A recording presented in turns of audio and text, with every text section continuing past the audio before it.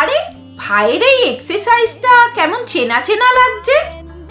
হ্যাঁ, আমি তো ঠিক এইভাবেই নিচ থেকে দড়ি টেনে টেনে জল তুলি।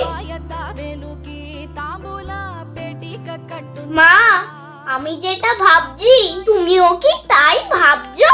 হ্যাঁ ভাই, এসব করে কিচ্ছু হবে না, তুমি চলো আমার সাথে। কোথায় যাব? আরে চলোই না।